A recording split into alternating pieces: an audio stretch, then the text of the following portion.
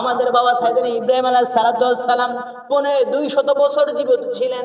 তিনি তার জীবনের শেষের দিকে তিনি তার আত্মীয় স্বজনদের সাথে, নাতি পতিদের সাথে তিনি বর্ণনা করছেন, ও আমার আত্মীয় স্বজনেরা, ও আমার নাতি পতিরা, শোনো শোনো, আমি 250 বছর জীবিত থাকার মধ্যে, এই 250 বছর হায়াতের মধ্যে আমি এত সুখে এত আনন্দে কোনোদিন থাকি নাই যত সুখে আর আনন্দে ছিলাম ওই নমরুদের অগ্নিকাণ্ডের মধ্যে।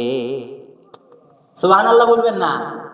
এত আরামে এত আয়েশে আমার 250 বছরের জিন্দেগিতে আমি আর কোনোদিন থাকি নাই, কিন্তু নমরুদের অগ্নিকাণ্ডের মধ্যে যে 40 দিন আমি ছিলাম, এই 40 দিন আমার জীবনে সবচেয়ে বেশি আনন্দঘন মুহূর্তের মধ্যে ছিল। এত আরাম এত আয়েশ রেখেছেন কে? আল্লাহ রাব্বুল আলামিন। এত বিস্ময়কর ঘটনা আল্লাহ রাব্বুল আলামিন কোরআন হাকিমের মধ্যে বর্ণনা করেছেন, তারপরেও সেই ঘটনা বর্ণনা করতে গিয়ে সুবহান শব্দ ব্যবহার করেন নাই। কিন্তু আমার আপনার নবী মুহাম্মদ রাসূলুল্লাহ সাল্লাল্লাহু আলাইহি ওয়াসাল্লামের মাধ্যমে আল্লাহ রাব্বুল আলামিন এমন এক ঘটনা ঘটিয়ে দিলেন, মেরাজের ঘটনা, যে ঘটনা বর্ণনা করতে গিয়ে আল্লাহ রাব্বুল আলামিন শুরুতেই বলেন সুবহানাল্লাযী আসরা বিআবদিহি লাইলাম মিনাল মাসজিদিল হারামি ইলাল মাসজিদিল আকসা। আল্লাহ রাব্বুল আলামিন মহাগ্রন্থ আল কোরআনের 15তম পারার প্রথম নাম্বার সূরা বানী ইসরাঈলের 1 নম্বর আয়াতে আল্লাহ রাব্বুল আলামিন বলেন সুবহানাল্লাযী আসরা বিআবদিহি লাইলাম মিনাল মাসজিদিল হারাম ইলাল মাসজিদিল আকসা আল্লাযী বারাকনা হাওলাহু লিনুরিয়াহু মিন আয়াতিনা ইন্নাহু হুয়াস সামিউল বাসীর। আল্লাহ রাব্বুল আলামিন নিজে নিজের প্রশংসার কথা বলছেন। সুবহানাল্লাযী, মহাপবিত্র মহিমাময় সেই সত্তা, আল্লাযী বারাকনা, আল্লাযী আসরা বিআবদিহি লাইলাম মিনাল মাসজিদিল হারাম ইলাল মাসজিদিল আকসা। মহিমাময় সেই সত্তা, পবিত্রময় সেই সত্তা, যিনি তার বান্দাকে রাত্রিবেলা ভ্রমণ করিয়েছেন মসজিদে হারাম থেকে মসজিদে আকসা পর্যন্ত, যার চারদিকে আমি বরকতময় করে দিয়েছি। আল্লাহ রাব্বুল আলামিন নিজেই বলছেন, যার চতুর্দিকে আমি বরকতময় করে দিয়েছি মসজিদে হারাম থেকে মসজিদে আকসা পর্যন্ত, আমি আল্লাহ রাব্বুল আলামিন আমার প্রিয় বান্দাকে আমি ভ্রমণ করিয়েছি। নিশ্চয়ই আল্লাহ রাব্বুল আলামিন হলেন সর্বশ্রোতা এবং সর্বদ্রষ্টা। তিনি তার হাবিবকে মসজিদ আকসা হারাম থেকে মসজিদ আকসা পর্যন্ত পরিভ্রমণ করিয়েছেন শুধুমাত্র কেবলমাত্র আল্লাহর কুদরতের নিদর্শন দেখাবার জন্য। আল্লাহ রাব্বুল আলামিন আমাদের নবী মুহাম্মদ রাসূলুল্লাহ সাল্লাল্লাহু আলাইহি ওয়াসাল্লামকে মেরাজ সংগঠিত করেছেন।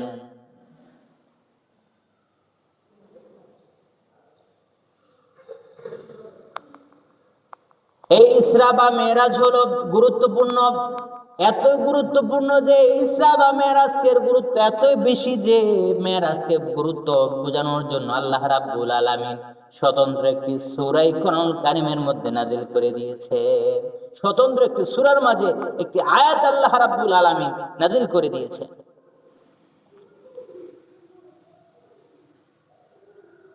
ইসরা শব্দের অর্থ হলো নৈশ ভ্রমণ।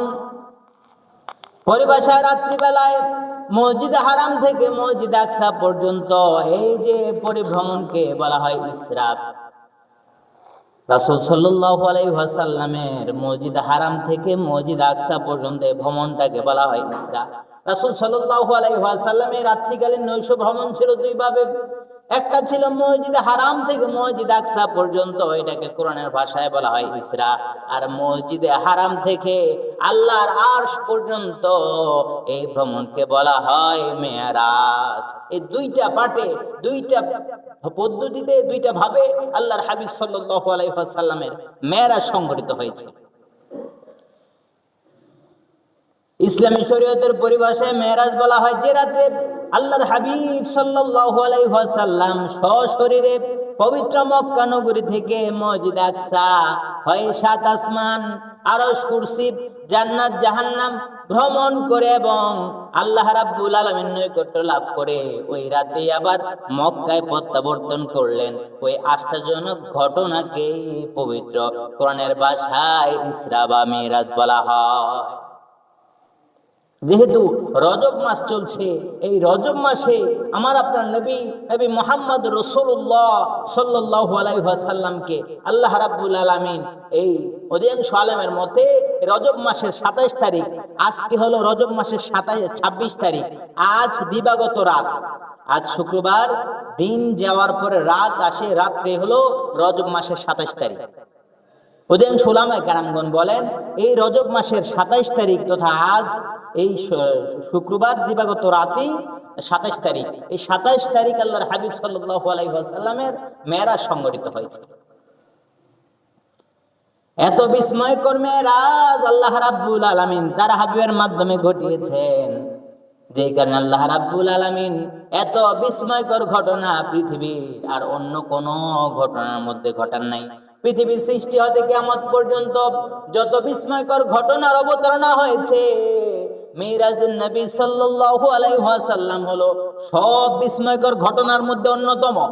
বিস্ময়কর ঘটনা যত আছে, যার প্রমাণ গ্রহণ করে মিরাজ সম্বলিত সূরার প্রথম আয়াতে আল্লাহ রাব্বুল আলামিন বনি ইসরাইলের প্রথম আয়াতে সুবহান শব্দ দ্বারা আল্লাহ রাব্বুল আলামিনের বিস্ময় আরো বাড়িয়ে দিয়েছে।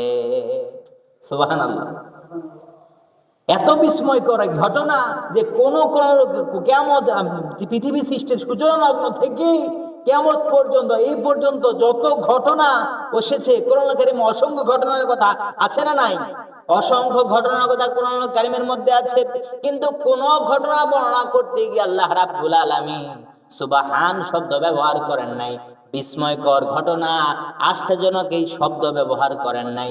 আল্লাহ রাব্বুল আলামিন তার হাবিবের মাধ্যমে মেরাজকে সংগঠিত করে এমন এক বিস্ময় ঘটনা ঘটিয়ে দিলেন, যে ঘটনার প্রমাণ আল্লাহ রাব্বুল আলামিন নিজেই দিচ্ছেন, যে বনি ইসরাইলের প্রথম আয়াতের মধ্যে সুবহান শব্দ দিয়ে আল্লাহ রাব্বুল আলামিনের বিস্ময় আরো বাড়িয়ে দিয়েছে।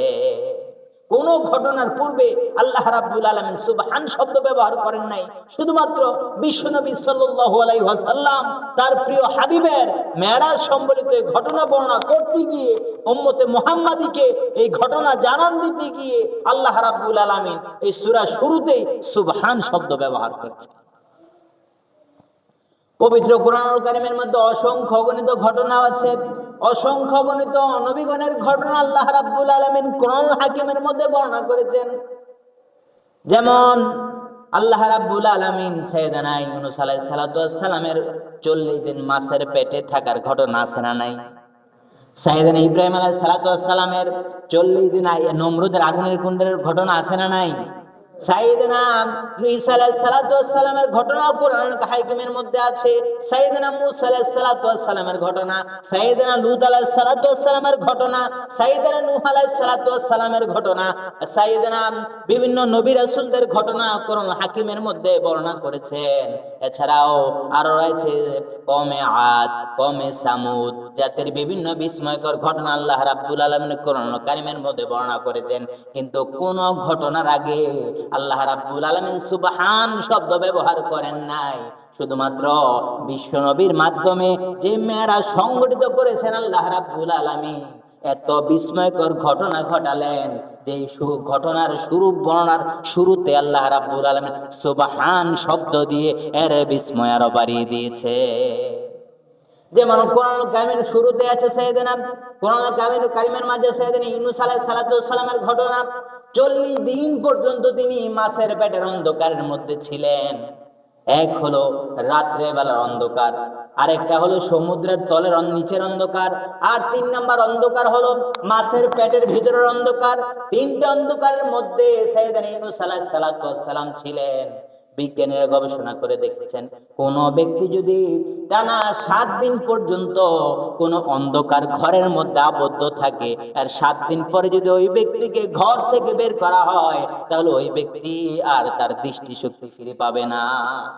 কোন সুস্থ সবল মানুষকে যদি কোনো অন্ধকারাচ্ছন্ন ঘরের মধ্যে ঢুকানো হয়, পুরা ঘর অন্ধকার, কোনো আলোর দিক নাই, সেই ঘর থেকে যদি 7 দিন পর একজন সুস্থ মানুষকে যদি বের করা হয়, ওই ব্যক্তি আর চোখে দেখতে পাবে না। অন্ধকারে থাকতে থাকতে তার চোখের আলো একেবারে নষ্ট হয়ে যাবে। সাইয়েদনা ইউনূস আলাইহিস সালাম ছিলেন 40 দিন পর্যন্ত মাছের পেটের অন্ধকার, রাতের অন্ধকার, সাগরের তো নিচের অন্ধকার। আবার সাইয়েদনা ইউনূস আলাইহিস সালাম 40 দিন পর্যন্ত এই মাছের পেটে ছিলেন। একেবারে দুনিয়ার কোনো খাবার তিনি পেয়েছেন নাকি? বিজ্ঞানের গবেষণা করে বলেছে যে কোনো মানুষ সাধারণত যদি না খেয়ে বাঁচতে চায় তাহলে সে 21 থেকে 22 দিন পর্যন্ত বাঁচতে পারে। এরপরে মানুষের প্রাণবায়ু বের হয়ে ক্ষুধার যন্ত্রণায় সে ছটফট করতে করতে মারা যাবে। সর্বোচ্চ 21 থেকে 22 দিন। আপনারা মনে আছে কিনা জানি না, 2013 সালের ঘটনা। আমি তখন যাত্রাবাড়ি মাদ্রাসায় পড়তেছি, তখন রানা প্লাজা ধ্বংস হয়েছিল, ধসে পড়েছিল, মনে আছে আপনাদের? তখন একটা মেয়ে, জানি না এটা কার সাজি না, আমরা সংবাদ মাধ্যমের মাধ্যমে জানতে পারলাম যে 17 দিন নাকি ওই একটা ঘরের মধ্যে আবদ্ধ ছিল, বিভিন্ন শুকনা খাবার, বিস্কিট টিস্কিট, এটা এটা সেটা খেয়ে নাকি বেঁচে ছিল। সে খাওয়া লেগেছে, উপোস কিন্তু থাকতে পারে নাই। বিজ্ঞানের গবেষণা করে অন্তপক্ষে কোনো মানুষ যদি একেবারে না খায়, একান্ত সে 21 থেকে 22 দিন পর্যন্ত সে জীবিত থাকতে পারে, তারপর সে মৃত্যুবরণ করবে। কিন্তু টানা 40 দিন পর্যন্ত যিনি দুনিয়ার কোনো খাবার খান নাই, মাছের পেটের মধ্যে 40 দিন পর্যন্ত তাকে জীবিত রেখেছেন আল্লাহ রাব্বুল আলামিন। এত বিস্ময়কর ঘটনা কোরআনুল কারীমের মধ্যে আল্লাহ রাব্বুল আলামিন বর্ণনা করতে গিয়েও তিনি সুবহান শব্দ ব্যবহার করেন নাই। কত বিস্ময়কর ঘটনা! টানা 40 দিন পর্যন্ত মাছের পেটের অন্ধকারের মধ্যে ছিলেন। এত বিস্ময়কর ঘটনা বর্ণনা করার পরেও আল্লাহ রাব্বুল আলামিন সুবহান ব্যবহার করেন নাই। কিন্তু আমার আপনার নবী মুহাম্মদুর রাসূলুল্লাহ সাল্লাল্লাহু আলাইহি ওয়াসাল্লামের সাথে সংঘটিত এই মেরাজের ঘটনা বর্ণনা করতে গিয়ে আল্লাহ রাব্বুল আলামিন শুরুতেই সুবহান শব্দ ব্যবহার করেছে। আবার সাইয়েদনা মূসা আলাইহিস সালামকে, সাইয়েদনা ইব্রাহিম আলাইহিস সালামকে আল্লাহ রাব্বুল তার সময়কালে নমরুদ শাসন আমলে, নমরুদ ছিল খুব শক্তিশালী একজন মানুষ, খুব ক্ষমতা সম্পন্ন একজন মানুষ। ইব্রাহিম আলাইহিস সালাম যখন কালিমার দাওয়াত, একাত্মবাদী রবের দাওয়াত মানুষের কাছে দিচ্ছে, তার দাওয়াত বন্ধ করার জন্য নমরুদ সাইয়েদনা ইব্রাহিম আলাইহিস সালামকে অগ্নিকাণ্ডের মধ্যে নিক্ষিপ্ত করেছে। সেখানেও এত সুন্দরভাবে জীবনযাপন তিনি করেছেন। আমাদের বাবা সাইয়েদনা ইব্রাহিম আলাইহিস সালাম 250 বছর জীবিত ছিলেন। তিনি তার জীবনের শেষের দিকে তিনি তার আত্মীয় স্বজনদের সাথে, নাতি পতিদের সাথে তিনি বর্ণনা করছেন, ও আমার আত্মীয় স্বজনেরা, ও আমার নাতিপতিরা, শোনো শোনো, আমি 250 বছর জীবিত থাকার মধ্যে, এই 250 বছর হায়াতের মধ্যে আমি এত সুখে এত আনন্দে কোনোদিন থাকি নাই যত সুখে আর আনন্দে ছিলাম ওই নমরুদের অগ্নিকাণ্ডের মধ্যে। সুবহানাল্লাহ বলবেন না? এত আরামে এত আয়েশে আমার 250 বছরের জিন্দেগিতে আমি আর কোনোদিন থাকি নাই, কিন্তু নমরুদের অগ্নিকাণ্ডের মধ্যে যে 40 দিন আমি ছিলাম, এই 40 দিন আমার জীবনে সবচেয়ে বেশি আনন্দঘন মুহূর্তের মধ্যে ছিল। এত আরাম এত আয়েশ রেখেছেন কে? আল্লাহ রাব্বুল আলামিন। এত বিস্ময়কর ঘটনা আল্লাহ রাব্বুল আলামিন কোরআন হাকিমের মধ্যে বর্ণনা করেছেন। তারপরেও সেই ঘটনা বর্ণনা করতে গিয়ে সুবহান শব্দ ব্যবহার করেন নাই।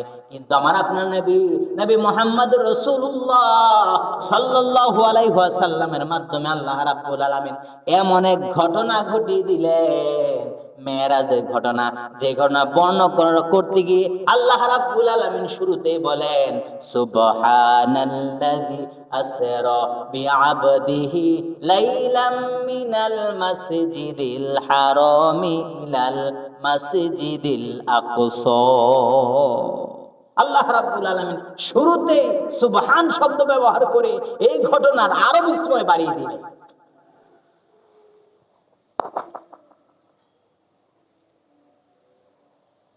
আল্লাহর হাবিব সাল্লাল্লাহু আলাইহি ওয়াসাল্লামের জীবনে অসংখ্য অগণিত ঘটনা ঘটেছে, অসংখ্য অগণিত মুজিজা তিনি পেয়েছেন, অসংখ্য অগণিত মুজিজার সমাহার ঘটেছে। সকল মুজিজার মধ্যে মেরাজ নবী সাল্লাল্লাহু আলাইহি ওয়াসাল্লাম হচ্ছে সবচাইতে বিস্ময়কর ঘটনা। আবার মেরাজ নিয়ে আলোচনা যত সাহাবী করেছেন, কোন ঘটনা নিয়ে এত সাহাবী এত হাদিস বর্ণনা করেন নাই। কিন্তু মেরাজের ঘটনা নিয়ে যত সাহাবী হাদিস বর্ণনা করেছেন, তত কোন সাহাবী আর অন্য কোন ঘটনা নিয়ে এত হাদিস বর্ণনা করেন নাই। হাদিসের কিতাবগুলো যখন উল্টাই আমরা, তখন দেখতে পাই মেরাজ নিয়ে যত সাহাবী হাদিস বর্ণনা করেছেন, কোন ঘটনা নিয়ে এত সাহাবী এরকম হাদিস বর্ণনা করেন নাই। ইমাম আল্লামা ইবনে কাসির রাহিমাহুল্লাহ বলেন, উনার তাফসীর গ্রন্থ তাফসীর ইবনে কাসিরের মধ্যে পাওয়া যায় প্রতিজন সাহাবীর নাম ধরে ধরে তিনি তাফসীর ইবনে কাসিরের মধ্যে উল্লেখ করেছেন, মেরাজের ঘটনা বর্ণনা করেছেন। আল্লামা জারকানি রাহিমাহুল্লাহ বলেন, মেরাজ সম্পর্কে 45 জন সাহাবীর হাদিস বর্ণনা করেছেন। এমন এক ঘটনা আল্লাহ রাব্বুল আলামিন তার হাবিবের মাধ্যমে ঘটিয়েছেন, এত বিস্ময়কর ঘটনা। এই ঘটনা আর এমন কোন সাহাবী এমন কোন ঘটনা এত বেশি বর্ণনা করেন নাই যত বেশি এই মেরাজের ঘটনা সাহাবীরা বর্ণনা করেছে। যত বেশি হাদিস বর্ণনা করেছেন সাহাবীরা এই মেরাজ নিয়ে।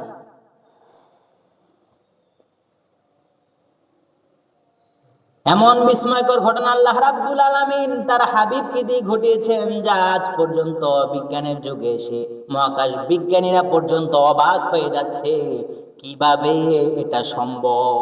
অসম্ভব এক জিনিসকে যিনি সম্ভব করেছেন তিনি কে? আল্লাহ রাব্বুল আলামিন। বর্তমান সব যুগের বিজ্ঞানীরা পর্যন্ত অবাক হয়ে যাচ্ছে, কিভাবে এটা সম্ভব। আমি সামনে আলোচনা আসলে বুঝবেন। আবার নাস্তিক বিজ্ঞানীরা এই মেরাজকে বিশ্বাসই করতে চায় না, কারণ তারা করে অঙ্কের হিসাব। তারা অঙ্কের হিসাব করে মেরাজকে অস্বীকার করে। তারা বলে সূর্য হলো পৃথিবীর তুলনায় 13 লক্ষ গুণ বড়। এখন দুনিয়া থেকে যদি কোনো মানুষ আল্লাহর আকাশে যেতে চায়, তাহলে সূর্যকে ভেদ করে আকাশে যাওয়া লাগবে। সুতরাং কোনো মানুষের দ্বারা এই সূর্যকে ভেদ করে আকাশে ওঠা সম্ভব না। তারা করে অঙ্কের হিসাব, তারা করে বর্তমান যুগের তাদের মেধা যতটুকু আছে ততটুকুর হিসাব। কিন্তু আল্লাহ রাব্বুল আলামিন এমন এক ঘটনা তার হাবিবের মাধ্যমে ঘটিয়েছেন, তারা কোনো কুল কিনারায় খুঁজে পায় না। কারণ তারা অঙ্কের হিসাব করে, গাণিতিক হিসাব করে। তারা বলে সূর্যের মধ্যে তাপ আছে 1,40,00,000 °C।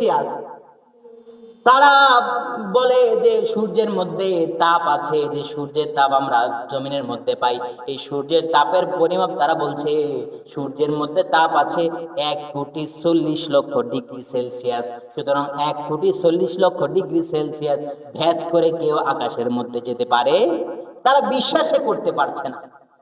কারণ তারা করে অঙ্কের হিসাব, তারা অঙ্কের হিসাব করে দেখছে সাধারণত লোহার যে ফ্যাক্টরিগুলি আমাদের দেশের মধ্যে আছে, বিএসআরএম, এসএসআরএম, যত লোহার ফ্যাক্টরিগুলি আছে, লোহার ফ্যাক্টরিগুলোতে আপনারা জানবেন এই লোহার ফ্যাক্টরিগুলোতে শুধুমাত্র 1538 ডিগ্রি তাপমাত্রা দিলেই লোহা গলে পানির মতো নরম হয়ে যায়।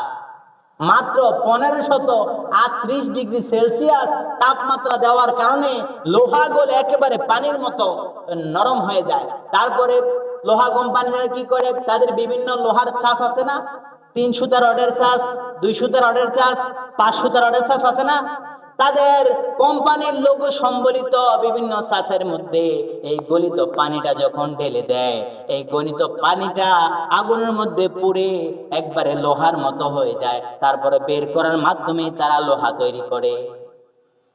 তারা ওই লোহা তৈরি করতে আগুন ব্যবহার করে মাত্র 1538 ডিগ্রি সেলসিয়াস। এই 38 ডিগ্রি সেলসিয়াসকে লোহার মধ্যে যখন তাপ দেয়, তখন লোহা গলে পানির মতো নরম হয়ে যায়।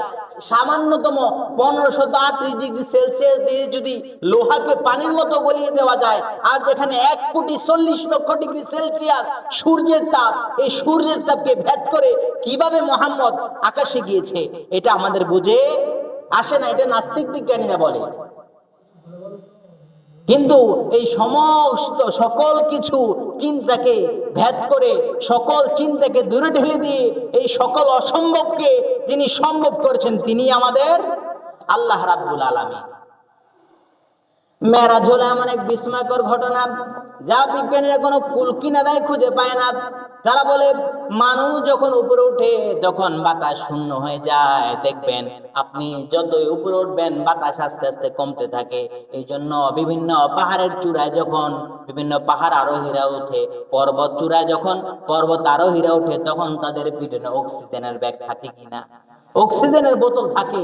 বিভিন্ন পাহাড়ের চূড়ায় যখন এভারেস্টে বিভিন্ন বড় বড় পাহাড়ে যখন ওঠে তখন তাদের পিঠের মধ্যে বড় অক্সিজেনের বোতল থাকে। কারণ যত উপরে আপনি উঠবেন তত আস্তে আস্তে বাতাস শূন্য হয়ে যায়, অক্সিজেন থাকে না সেখানে। তো 1400 বছর আগে কোন অক্সিজেন এরকম বানানো যায়, বোতলজাত করানো যায়, মানুষ এরকম জানতো নাকি? জানতো? রাসূল যুগে এরকম কোন প্রক্রিয়া ছিল? তাহলে তারা বলে যেখানে মানুষ উপরে উঠলে একেবারে বাতাস শূন্য হয়ে যায়, যেখানে কোনো অক্সিজেন থাকে না, সেখানে মানুষ বাঁচারও কোনো সম্ভাবনা নাই। তাহলে কিভাবে আব্দুল্লাহর পুত্র মুহাম্মদ মেরাজে গিয়েছে? সেটা একেবারে অসম্ভবের ব্যাপার। তারা অঙ্কের হিসাব মিলে কোনো কুল কিনারায় খুঁজে পায় না। আবার তারা বলছে পৃথিবীর মাঝে মধ্যাকর্ষণ একটা শক্তি আছে। আপনি মনে করেন এই যে ভারী একটা জিনিস যদি আমি উপরের দিকে উঠাই আবার এটা নিচের দিকে পড়ে যাবে।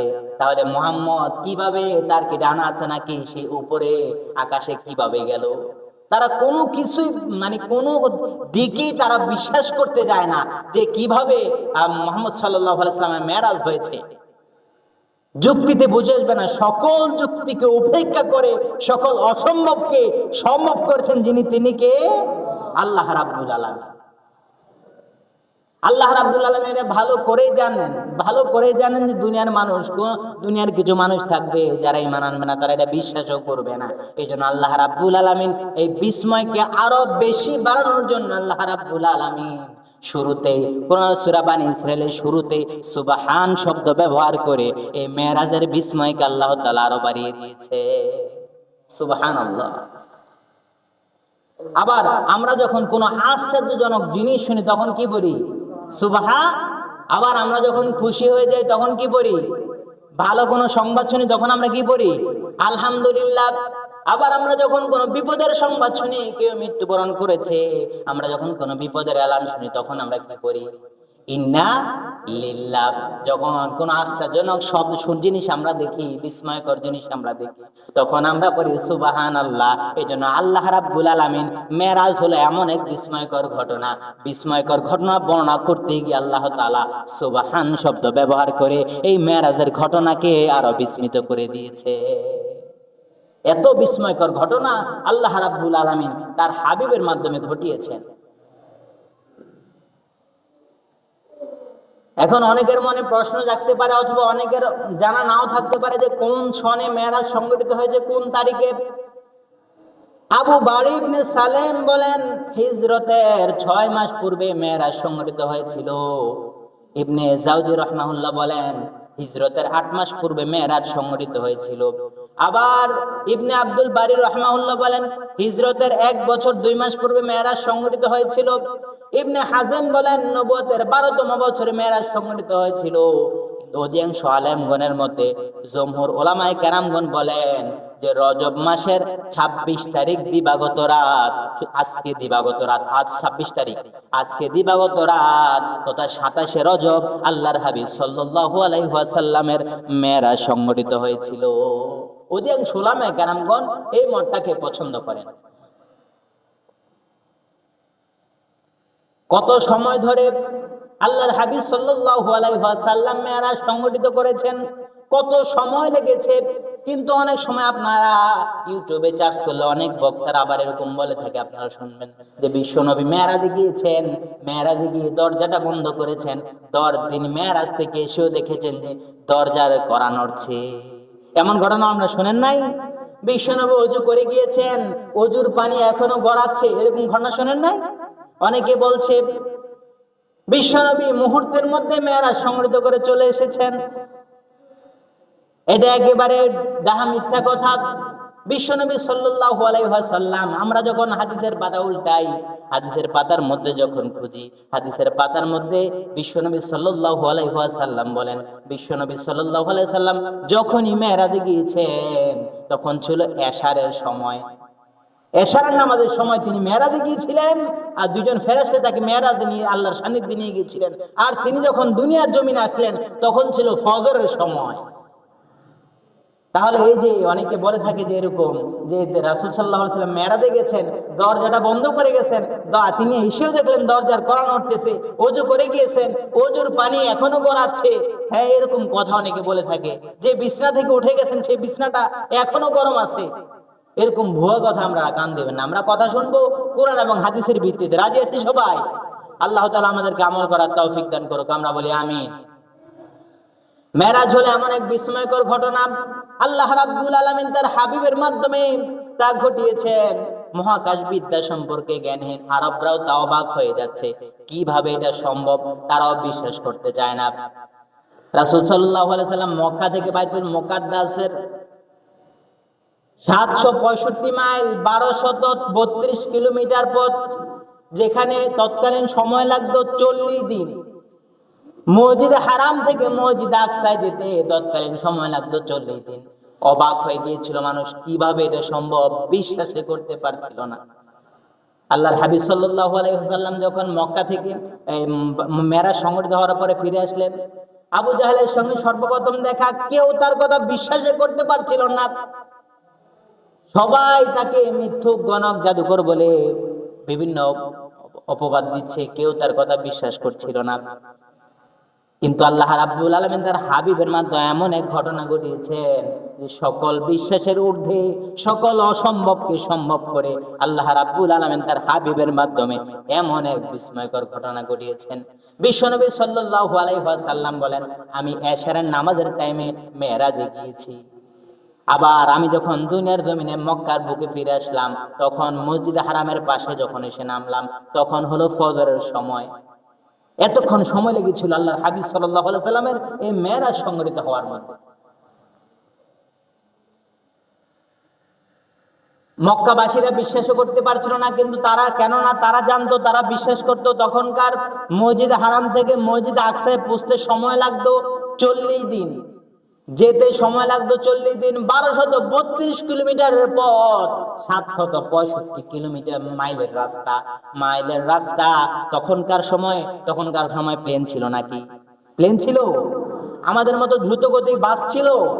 তখন আমাদের যে ভ্যান গাড়ি চালায়, ভ্যান গাড়িটাও ছিল না। তখনকার বাহন ছিল উট, মরুভূমির জাহাজ যেটাকে বলা হয়, কারণ তখন ঘোড়া দিয়েও মানুষ যেতে পারত না। তখনকার ডাকাত, তখনকার দস্যুরা বিভিন্ন দিনে রাতের বেলা যদি কেউ ভ্রমণ করত, তাদেরকে হামলা করত, তাদের সম্পদগুলো লুট করত। এই জন্য তখনকার দিনে সময় লাগতো মসজিদে হারাম থেকে মসজিদে আকসায় যেতে সময় লাগতো 40 দিন। ওট দিয়ে তারা টুকটুক করে আস্তে আস্তে যেত। এই জন্য তাদের সময় লাগতো 40 দিন। রাত্রিবেলা তারা ভ্রমণ করতে পারতো না, প্রচন্ড রোদের মধ্যে তারা ভ্রমণ করতে পারতো না। এই জন্য যখন আবহাওয়া ঠান্ডা থাকে, শীতল থাকে, সকালের সময়, বিকালের সময়, এই সময়গুলোতে মানুষ আস্তে আস্তে যেতে তৎকালীন মক্কা বাইতুল মসজিদে হারাম থেকে মসজিদে আকসায় পৌঁছতে সময় লাগতো তৎকালীন 40 দিন। যেতে 40 দিন, আবার আসার সময় 40 দিন, মোট সময় লাগতো 80 দিন। আল্লাহর হাবিব সাল্লাল্লাহু আলাইহি ওয়াসাল্লাম যখন মেরাজ সংগঠিত হওয়ার পরে মসজিদে হারামের পাশে এসে দাঁড়ালেন, তখন সবাই তার কথা শুনে অবাক হয়ে গেলেন, কেউ বিশ্বাসই করতে পারছিলেন না। কিন্তু এই সকল অসম্ভবকে যিনি সম্ভব করেছেন, তিনি কে? আল্লাহ রাব্বুল আলামিন। আল্লাহ রাব্বুল আলামিন এই যাইতে 40 দিন যেখানে সময় লাগতো, আসতে 40 দিন, এই মসজিদে হারাম থেকে মসজিদে আকসা পর্যন্ত এই 80 দিনের রাস্তা আল্লাহ রাব্বুল আলামিন মুহূর্তের মাধ্যমে সংগঠিত করে দিলেন। শুধু তাই নয়, আল্লাহ রাব্বুল আলামিন তার হাবিবকে মহাকাশ, সপ্তম আকাশ, জাবারুত, মালাকুত সব দেখালেন, জান্নাত জাহান্নাম দেখালেন, সিদরাতুল মুনতাহায় পরিভ্রমণ করালেন। তারপরে আবার ফজরের নামাজের পূর্বে আল্লাহর হাবিব সাল্লাল্লাহু আলাইহি ওয়াসাল্লামকে মক্কায় ফিরিয়ে দিলেন। এই যে এই সফরের কত সময় লাগে, কত সময় প্রয়োজন, তা যদি আমরা মহাকাশ বিজ্ঞানীদের নিকট জানতে চাই, তখন তারা হিসাব প্রদান করে। এই যে আকাশ থেকে আমরা সূর্য দেখতে পাই, এই সূর্যের দূরত্ব হলো 9,30,00,000 মাইল দূরে। পৃথিবী থেকে সূর্যের দূরত্ব হলো 9,30,00,000 মাইল দূরে সূর্য। আর এই সূর্যের গতি আলোর গতি যে দুনিয়াতে আসে, এই আলোর গতিটা প্রতি সেকেন্ডে 1,86,000 মাইল গতিতে দুনিয়াতে আলোর গতি আসে, আলো আসে। এই 9,30,00,000 মাইল দূরের সূর্য থেকে দুনিয়াতে আলো আসতে সময় লাগে 1,86,000 মাইল গতিতে আলো আসে দুনিয়াতে। এমন অসংখ্য তারকারাজি আছে যা 1500 কোটি বছর আগে পৃথিবী সৃষ্টির সূচনা লগ্ন থেকে আল্লাহ তাআলা এমন ভাবে এমন তারকারাজি সৃষ্টি করেছেন, যেটার আলো এখন পর্যন্ত না, কিয়ামত পর্যন্ত দুনিয়ার জমিনে এটার এই তারকার আলো দুনিয়াতে বুঝতে পারবে না। এত অসংখ্য অগণিত তারকা আল্লাহ তাআলা তার আকাশের মধ্যে, আকাশ মণ্ডলের মধ্যে সেট করে দিয়েছেন। এত সময় যেখানে দুনিয়া শুধুমাত্র আকাশের নিচে সূর্য, এই সূর্য থেকে দুনিয়ায় আলো আসতে সময় লাগে এতক্ষণ। এই এতক্ষণের রাস্তা, 86,000 মাইল, 1,86,000 মাইল গতিতে সূর্যের আলোটা যখন দুনিয়াতে আসে, এরপরও সূর্যের আলো কোনো জায়গায় পড়ে, আবার কোনো জায়গায় ছায়া থাকে। এই এত দূরের রাস্তা কিভাবে বিশ্বনবী সাল্লাল্লাহু আলাইহি সাল্লাম এত দ্রুত শেষ করে ফেলছেন? মক্কার কাফেররা, মুশরিকরা এটা বিশ্বাস করতে পারছেন না। কিন্তু আবু বকর রাদিয়াল্লাহু তাআলা যখন শুনলেন, সাথে সাথে বিশ্বাস করে নিলেন। আবু বকর বলেন, ইয়া রাসূলুল্লাহ, আপনাকে আমরা গত রাতে দেখিনি, আপনি কোথায় ছিলেন? কাফেররা মনে করেছিল আব্দুল্লাহর পুত্র মুহাম্মদ যে মেরাজের ঘটনাগুলো বলছে, তো মিথ্যা কথা বলছে। এতদিন তো আবু বকরকে আমরা বিশ্বাস করতে পারাই নাই, এখন আবু বকরকে নিয়ে আসি, আবু বকর শুনলে বিশ্বাস করবে। সে বুঝতে পারবে যে আসলে আব্দুল্লাহর পুত্র মুহাম্মদ পাগল হয়ে গেছে। নাউজুবিল্লাহ বলেন।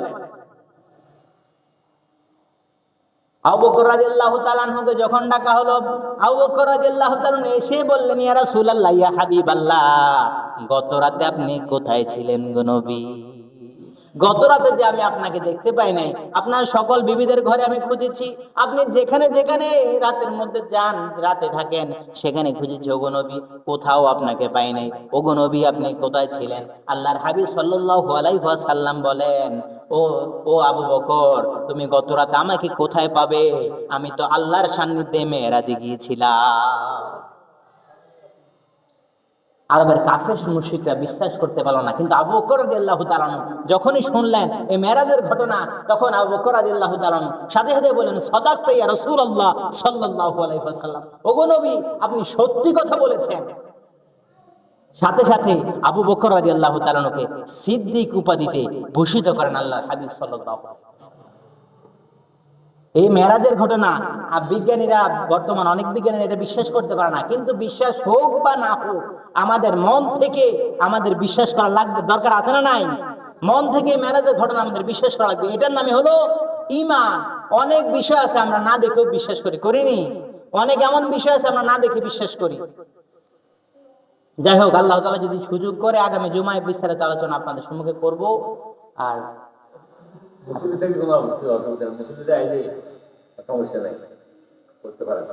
আচ্ছা, ঠিক আছে, তাহলে আজকে হলো 26শে রজব দিন। আজকে দিন গিয়ে রাত্রেবেলা হলো 27 রজব। আল্লাহর হাবিব সাল্লাল্লাহু আলাইহি ওয়াসাল্লামের যে রাতে মেরাজ সংঘটিত হয়েছিল, অধিকাংশ উলামায়ে কেরাম এই মত পোষণ করে। সুতরাং এই রাতে আমরা রাসূল সাল্লাল্লাহু আলাইহি ওয়াসাল্লাম মেরাজ সম্পর্কিত আজকের আলোচনা যতটুকু করলাম, তারপরে যত আলোচনা আছে, রাসূল সাল্লাল্লাহু আলাইহি ওয়াসাল্লাম আল্লাহর সান্নিধ্যে পর্যন্ত, সিদরাতুল মুনতাহা পর্যন্ত গিয়েছেন, হাদিসে যতটুকু আছে বিস্তারিত আলোচনা আপনাদের সম্মুখে রাতে ইনশাআল্লাহ সুন্দরভাবে আলোকপাত করার চেষ্টা করব।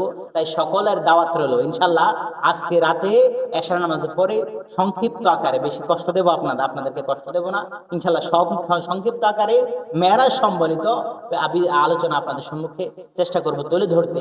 আল্লাহর হাবিব, আমাদের নবী, কাদের নবী? আমাদের নবী নবীন মুহাম্মদ রাসূলুল্লাহ সাল্লাল্লাহু আলাইহি সাল্লামের মেরাজ কিভাবে সংঘটিত হয়েছে, কোথায় তিনি গিয়েছেন, কি কি দেখেছেন, সকল কিছু আপনাদের সম্মুখে সংক্ষেপে তুলে ধরার চেষ্টা করবো ইনশাআল্লাহ। তাই সকলের দাওয়াত রইল ইনশাআল্লাহ। আজকে বাদ এশা আমরা মসজিদে সবসময় আসি, এশাতেও আসবো ইনশাআল্লাহ। সবাই যে যেখানে থাকি আমরা এশা নামাজ মসজিদে এসে আদায় করবো। সকলের দাওয়াত রইল। যতটুকু আলোচনা করেছি আমরা এখানের সাথে যেন বিশ্বাসটা যেন মজবুত সদ দিয়ে বিশ্বাস করতে পারি, আল্লাহ তাআলা তৌফিক দান করুক। আমরা বলি আমিন। আমাদের ঈমানটা যেন সাইয়েদনা আবু বকর রাদিয়াল্লাহু তাআলার মতো ঈমান হয়, আমরা বলি আমিন। আযামা ইনদি আল ইলমু ইনদাল্লাহ আলাইহি